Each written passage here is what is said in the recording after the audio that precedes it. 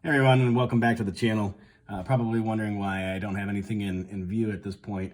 Ultimately, today's just going to be kind of a little special, if you will, to kind of show off a emergency pack slash bug out bag that I've put together over the last, I don't know, give or take a couple of months, just to kind of piece things together and looking what I would want to find that would complement what I think might be suitable for either an emergency situation or something of that sort. The most important one would just be starting off with a bag, something that is ultimately really neutral. And bear in mind, a lot of these tips and tricks and things that I've found is stuff that I've read from different articles and seen other videos across the internet. So yeah, just on this bag, very neutral color, nothing fancy. It doesn't have camouflage or anything else like that. Just to, again, remain neutral, not only for, you know, a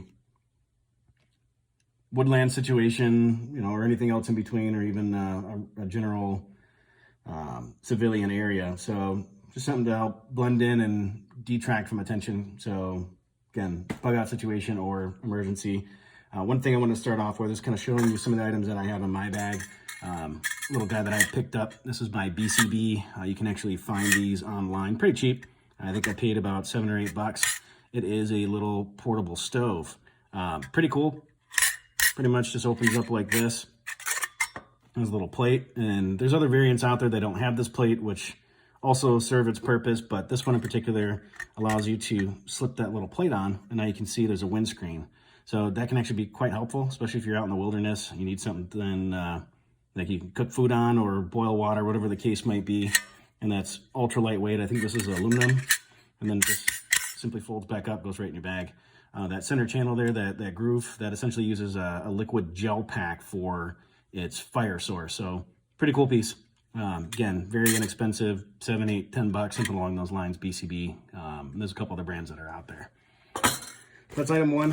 Kind of looking through some of the things that I found is this guy here. So this is by the Survival Spark, as you can see.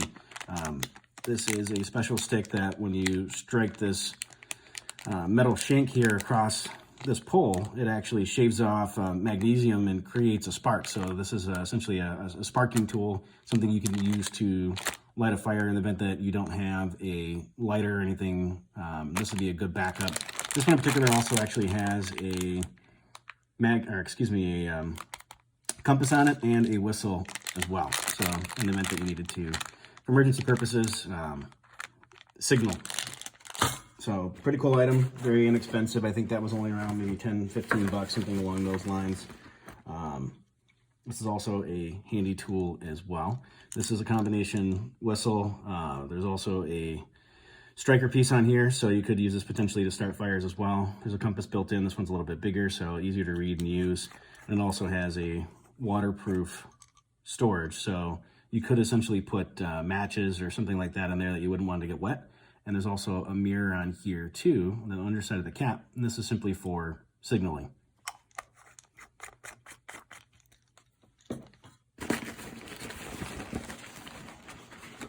Next, so especially if you have other parties that are with you, other individuals, spouses, whatever that might look like, walkie-talkies or two-way radios are definitely a big plus. I think these are supposed to be 16-mile range.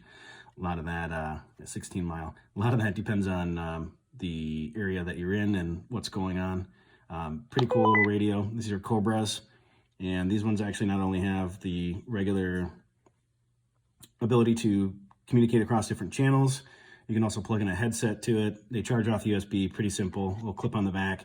But the one thing that I did like about this is that it actually has a weather station. In 71 and live. Regional observations and Las Vegas. It was sunny with a temperature. So pretty cool feature.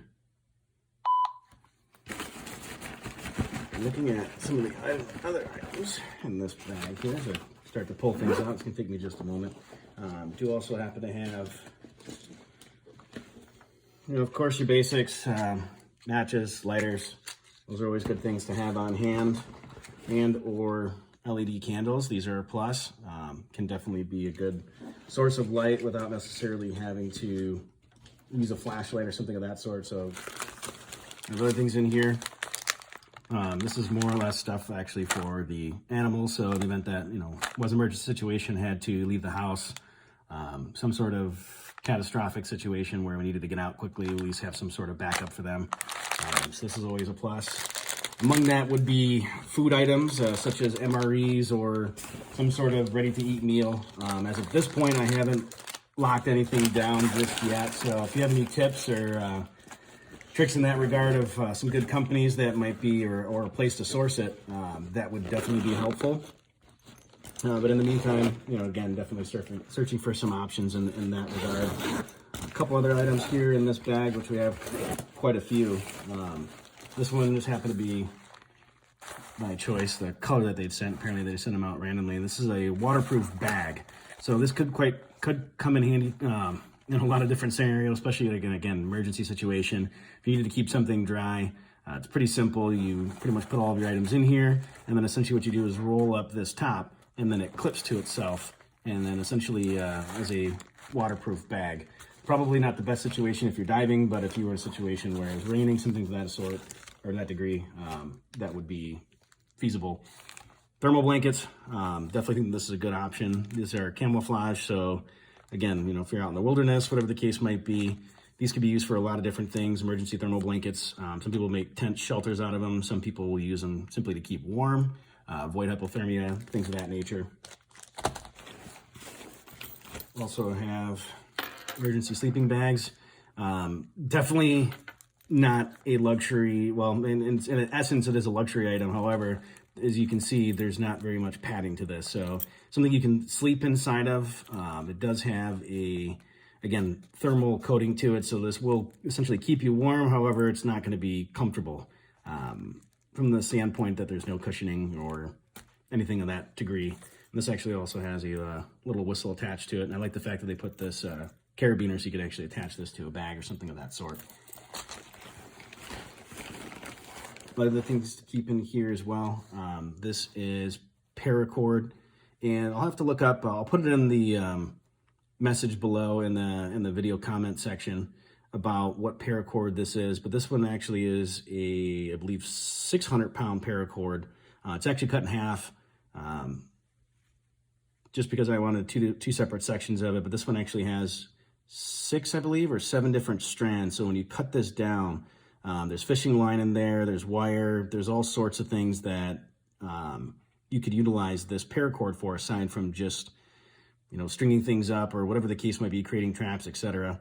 I believe there's also a fire starter in here. There's quite a few different things, and I'll leave more details down below.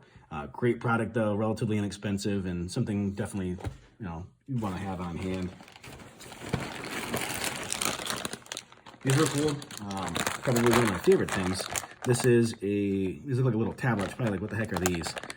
This is compressed toilet paper, essentially, or paper towel. Compressed paper towel, I believe, is actually what it is. However, you know, its uses can be spanned across many different alternatives. You obviously could use it for toilet paper. That's definitely an option. In addition, I've heard a lot of folks using these as fire starters or some sort of alternative to get a fire going quickly if they needed, you know, kindling, and maybe didn't have something necessarily to get that going. This would be a good alternative. So handy piece, you know, wipe your hands off, whatever the case might be. Relatively inexpensive. You can find those online. I think a lot of these items were found or sourced, you know, from Amazon or similar